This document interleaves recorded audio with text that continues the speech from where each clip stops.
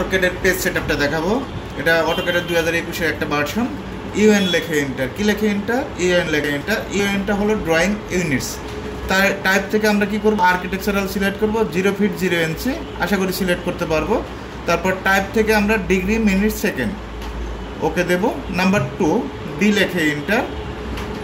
মডিফাইতে click করব। কোথায় click করব? মডিফাই। এই যে মডিফাইতে ক্লিক করবা। প্রাইমারি ইউনিটস, ইউনিট ফরম্যাট থেকে আর্কিটেকচারাল, 0 ফিট 0 ইঞ্চি, অবশ্যই 0 ফিট 0 ইঞ্চি দিতে হবে। টেক্সটে যাবা, টেক্সট থেকে টেক্সট হাইটটা কত ইঞ্চি? 6 ইঞ্চি।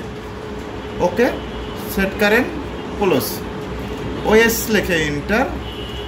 এখান থেকে অবশ্যই আমরা কি করে দিব? Select all. অনেক সময় দেখবা যে একটা লাইনের ইন পয়েন্ট আসে না, মিড পয়েন্ট আসে না, আমরা কি করব? Select all.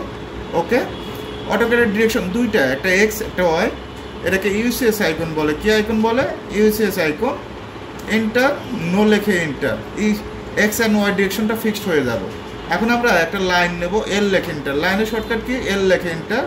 যে কোনো একটা পয়েন্টে ক্লিক করব। লাইনটা স্ট্রেট করার জন্য কন্ট্রোল এল তে স্ট্রেট হবে 5 ফিট। ওকে। তারপর আমরা এখানে জাস্ট কি করব? ডাইমেনশনে ক্লিক করব। এখানে যদি আসো, জাস্ট এই লাইনের উপর আসবে, ক্লিক করবা, এখানে একটা ক্লিক করবা, 5 ফিট। তার মানে আমাদের কি পেজ সেটআপ ঠিক আছে। এখন আমরা কন্ট্রোল জি দিয়ে গ্রিড লাইন ডিলিট করব। কন্ট্রোল জি, দেখো গ্রিড লাইনগুলো ডিলিট হয়ে গেছে। আশা করি পেজ সেটআপটা করতে পারবো।